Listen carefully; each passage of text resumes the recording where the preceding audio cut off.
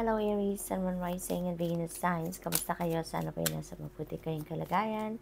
Welcome back po sa Star Tarot. Kung bago kayo rito, welcome din kayo. Thank you sa inyong support.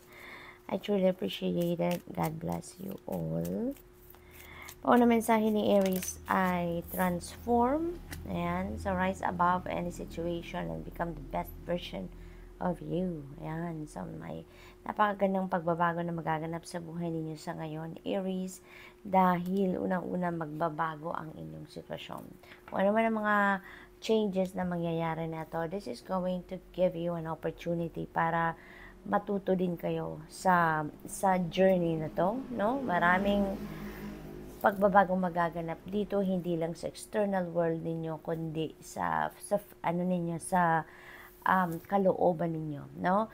Personal transformation is very imminent for some of you dito, Aries, kaya marami kayong mapupulot, marami kayong pagbabago na mararamdaman dito, and also mga paniniwala ninyo siguro, perception, yung mga ganon, kasama na yon sa mga magbabago dito, no?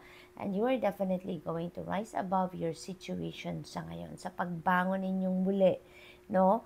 At pagharap ninyo sa bagong buhay, marami kayong baon dito na wisdom, na learnings in life, no, na napulot ninyo out of this challenging situation na pinagdadaanan ninyo recently. We also have Twilight, surrender to the last hour when the light barely touches the flowers. Ayan, so isang panawagan din ito sa inyong Aries na ibigay nyo na yan sa sarili ninyo, ibalatod nyo na yan sa sarili ninyo na last hour man lang bago kayo matulog, bago kayo mag-retire for the day, you know, ibigay nyo na yan, no? Magmuni-muni kayo, that is a time for you to reflect, it's time for you to do some kind of introspection, magpahinga, you know, give it to yourself, mag-meditate kayo, no? Kasi nagtrabaho na kayo sa buong araw, busy na kayo sa buong araw, para naman na makapag-rejuvenate kayo ng kahit saglit lang, makapag-replenish kayo ng lost energy ninyo for the day. Ibigay nyo na yan sa sarili ninyo, no? Na ipagpahinga nyo na. Kasi di ba ang iba sa atin, matutulog na lang, nagtatrabaho pa, yung ganon. Kaya ngayon, ang calling sa inyo na yan, ibigay nyo na yan sa sarili ninyo, no? Magpahinga naman kayo. Alright? So, what else? We have generosity. So, seeds of kindness. Ayan. So, most likely, ngayon, mayroong sitwasyon kayo dito where you are going to express, no, your generosity. Maaari may mga taong lalapit sa inyo dito that is going to, yung nangangailangan, kumbaga, ng inyong compassion. Okay? So, what else? We have opportunity, beautiful. You will prove yourself and discover if you brave the rough seas. Ayan. So, there are going to be opportunity, no? Or opportunities na maaaring dumating sa inyo dito. Maaaring yan, opportunities na yan is opportunity para magbago ang inyong sitwasyon. So, there could be different kinds of opportunity na dadating sa inyo dito. At yun ang magbibigay ng or magbubukas ng mga bagong pinto para sa buhay ninyo, para sa isang magandang pagbabago, no? The ocean, be beautiful, mysterious, wild, and free. No? Katulad lang ng ocean, katulad ng sobrang lawak at lalim, no, na ocean. Maaring ganon kayo ngayon, ganon kalalim ngayon ang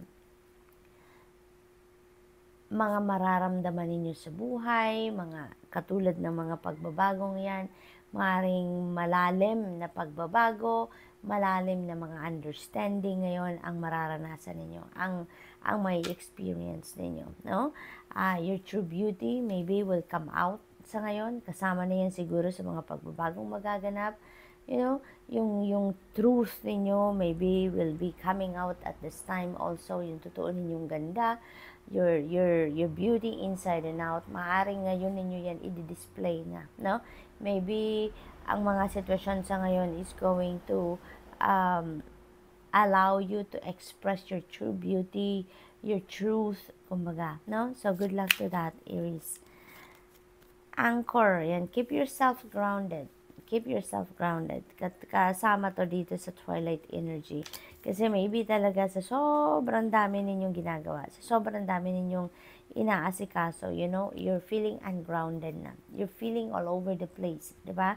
Ganun tayo minsan. Kapag madami tayong inaasikaso, ginagawa, we're always preoccupied, and nagiging ungrounded tayo. Marami tayong iniisip, no? At hindi tayo nakakapag-focus na, wala na tayo sa concentration, yung mga ganon, Aries. Kaya, this is very important for you, no? You give in to this twilight, to the last hour of your day. Diba? Every day para makapag-ground kayo ng inyong sarili.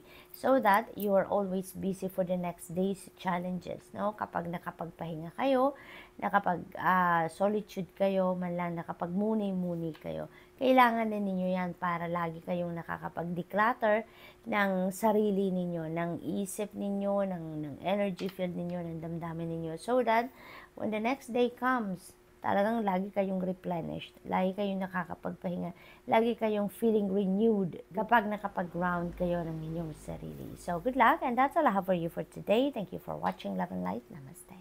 Hello, Leo, Sun, Moon, Rising, and Venus signs. Kamusta kayo? Sana po nasa mabuti kayong kalagayan. Welcome back po sa Star Tarot. Kung bago kayo rito, welcome din kayo. Thank you sa inyong support. I truly appreciate it. God bless you all. Kung ano mensahe ni Leo dito ay rest and slow down. You don't have to solve everything today. Okay, Leo? Lagi ninyong alalahanin na you don't have to do everything all at once. You don't have to do everything sa ngayon. Ano? Kaya nga meron tayong sinasabing time management, hindi ba? Kasi hindi naman lahat ay kaya o dapat nating gawin sa ngayon, no? Tignan natin, ano ba yung mga priorities sa ngayon, 'di ba? Ano mga kailangan ninyong gawin sa ngayon, anong pwede ninyong magawa mamaya, yung gano'n, no? Kaya sa ngayon, you know, kasi parang sobra kayong aligaga, sobra kayong busy, parang pinipressure ninyo naman ang inyong sarili na tapusin kung ano ang kaya ninyong tapusin, kung ano yung mga gusto ninyong tapusin, no? Sa ngayon. So, you are pressuring yourself too much on that. Kaya, panawagan sa inyo ngayon na magpahinga din kayo. Ibigay din ninyo yan sa sarili ninyo para na makapag-replenish kayo, di ba? Makapag-recharge kayo because kailangan din ninyo yan. Kasi how can you perform everything? How can you perform all of those duties and responsibilities ninyo if, 'di ba, depleted na ang energy ninyo, kung nanghihina na kayo, kung sobrang pagod na kayo, 'di ba? Kaya it is about time na to rest, to relax, no? Kahit saglit lang, kailangan nyo na mag-power nap, yung ganon, para nang sa gayon, makabawi man lang muna ang sarili ninyo, ang katawan ninyo, okay? So, what else? We have Twilight, and so, you know what? Ito, sinasabi din nito na ibigay nyo na yan sa sarili ninyo, last hour of the day, di ba? Para nang sa gayon, makapagpahinga kayo, makapag-reflect kayo, makapag-rejuvenate kayo, so that you will be ready for the next day's challenges na. So, every day, no, bago matulog, ibigay nyo na yan sa sarili ninyo na magpahinga, di ba? Magmuni-muni, mag-meditate, no? Para nang sa gayon, makabawi muna kayo ng mga lost energy ninyo for the day, so that for the next day, you are focused, diba? You are rejuvenated, diba? Recuperated na kayo nang sa gayon. Mas magagawa ninyo ng tama, ng efficient, diba? Yung mga kailangan ninyong gawin. Okay? So, we have surprises. Maraming sorpresa ang maaaring dumating sa buhay ninyo at this time, no? And that could be beautiful surprises, Leo, no? That could be beautiful surprises. Meron tayong rabbit dito, no, sa corner. So, maybe yung surprise na to could be related to your money, diba? To your finances. Kasi rabbit is about abundance. It's about prosperity. Kaya maaaring may mga opportunity dito na parating sa inyo that would bring you a chance, diba, na ma-experience naman ninyo yung prosperity and abundance, okay? Financial success, and gano'n. So, what else for Leo? We have determination. Ayan. Don't be afraid of the rising tide. It will soon recede. Ayan. So, determination, maaaring magiging determined kayo, no? Sa ngayon, kung ano man yung mga siguro binabalak ninyong gawin. no? Maaaring instead of hesitation, procrastination, ang nararamdaman ng iba sa inyo ngayon is determination, which is really, really good. Kasi, push ng push kayo dito. Push ng push kayo doon sa kung ano ang gusto ninyong ma-achieve, kung ano ang gusto ninyong ma-accomplish dito. So, that is really beautiful. Wild. Ayan. So, wild and very determined kayo. Believe in otherworldly beauty. Dance with the waves and drink in the sunshine. Ayan. So, parang may kasamang pagiging bold and wild kayo sa ngayon, Leo. And kung yung pagiging bold and wild na to is towards whatever it is that you want to accomplish or you want to achieve sa buhay ninyo, ay nako, I rest assured that you're going to be very successful, no? Sa mga gagawin ninyo dito. Kasi wala na kayong takot dito, 'di ba? Parang wala kayo ditong uurungan, wala kayong takot na mararamdaman dito. And with the determination, 'di ba? Talagang parang laser focused kayo dito sa kung ano yung gusto ninyong gawin, no? So maaaring meron kayong ditong endeavor that is talagang pinupush kayo na nasipagan ninyo, pagtsagaan ninyo, mag-persevere kayo, yung gano'n. Kaya you're going to be very determined and wild, no? Sa pag-achieve na kung ano man ang bagay na to. At saka isa pa, Leo kayo. You are, meron kayong a go-getter attitude. Kaya most likely, no? Yung Wands energy talaga ay nasa puso ninyo sa ngayon, no? Yung pagiging fiery ninyo, pagiging determined, laser focused, eye on the prize, no? Maaring yun talaga ngayon ang i-display ninyo. Optimism, di ba? Sama-sama sila. O after each rainstorm, there will be clear skies. Parang nanggagaling kayo dito sa isang challenging situation. And with that, madami kayong inspiration, motivation, wisdom na napulot out of that situation. Kaya naman ngayon, umaapaw, siksik, liglig, umaapaw, nararamdaman ninyo yung determinasyon, pagiging wild ninyo, and optimism, no, and enthusiasm. Kaya kung ano man siguro ngayon ang ine-envision ninyo for yourself, after na nagdumaan kayo sa isang lubak-lubak na sitwasyon sa buhay ninyo ngayon, you're going to be very focused, no? Laser focused kayo ngayon doon sa goal ninyo, which is really gorgeous. So that's all for today. I hope nakatulong mga mensaheng ito in some way. Thank you for watching. Love and light. Namaste. Hello, Sagittarius, Sun, Moon, Rising, and Venus signs. Kamusta kayo? Sana po nasa mabuti ko yung kalagayan. Welcome back po sa Star Tarot. Kung bago kayo dito, welcome din kayo. Thank you sa inyong support. I truly appreciate it. God bless you all. Una mensahe ni Sag ay wallflower. Look for the crack in the concrete to find your way out. Ayan. So parang silver lining, no? Pinapahanap sa inyo, pinapakita sa inyo dito kung ano yung silver lining ng inyong situation so that you can get out, no, of your challenging or difficult situations na pinagdadaanan kung meron man. Okay? Kasi sinasabi dito na sa kahit anuman sitwasyon sa buhay, even if it is in the darkest stage ng buhay natin, there will always be a positive aspect to it. There will always be a silver lining to it. Kaya yun ang sinasabi sa inyo dito, no? Na tignan ninyo, kahit gaano mang kabigat ang pinagdadaanan ninyo sa buhay sa ngayon, merong positibong sitwasyon dito na masisilip kayo. Kaya doon kayo umangkla. Yun ang tignan ninyo because that is going to give you an opportunity na mas ma-inspire kayo rather than makaramdam kayo ng negativity or na ma-down kayo lalo.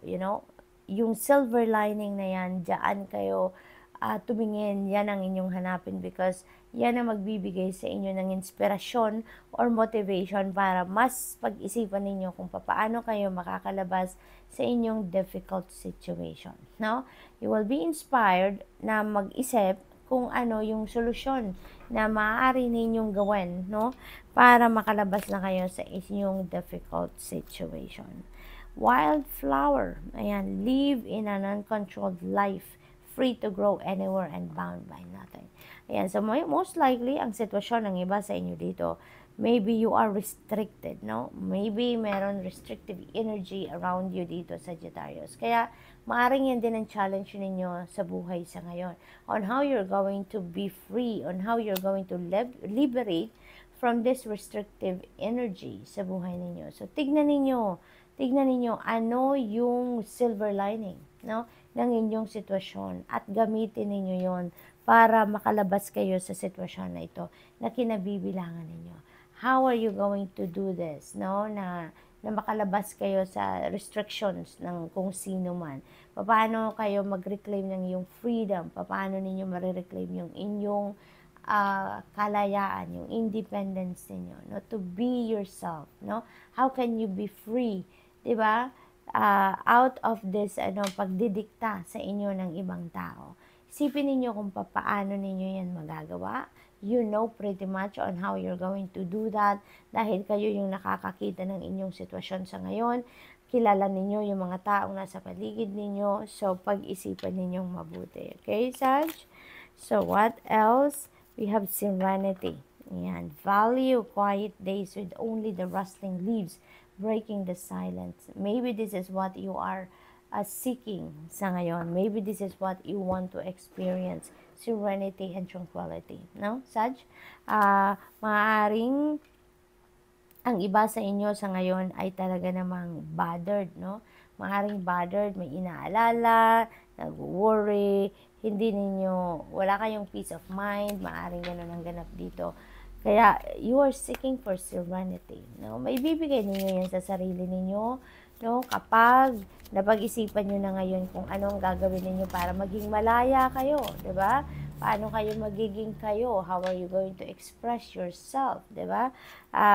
Eventually, kapag nagawa nyo na yan, kapag naisip nyo na kung paano ninyo paano ninyo magagawa sa buhay ninyo mga yan, for sure, there will be peace of mind, peace sa inyong dibdib, may kalayaan na kayo, you will be able to feel the tranquility and serenity na hinahanap niyo. So, ngayon pa lang, pag-isipan nyo na, how are you going to liberate yourself out of these restrictions, sa buhay ninyo. Perseverance, this is why you need to do this, mag-persevere lang kayo dahil kakayanin ninyo yan. Kung ano man ang sitwasyon ninyo sa ngayon, siguro very challenging na, pagsikapan ninyo, pag-isipan ninyong mabuti, magmuni-muni kayo, do some kind of inner work para mas malinawan ang inyong isipan, okay? But never give up, because giving up in any situation is not an option. Hindi yan natin dapat na iniisip, hindi natin niya binibigyan ng puwang sa sarili natin. But bagkus, we need to persevere, we need to continue on with what we want to do, what we want to accomplish. Pag-isipan natin kung paano natin mararating, ang tagumpay at, 'di ba? Gawin natin ang lahat. Gawin natin ang kung ano ang makakayanan natin para marating natin kung ano man yung gusto nating ma-achieve, okay? We have dance, take inspiration from the moonlight, dancing on the surface of the sea.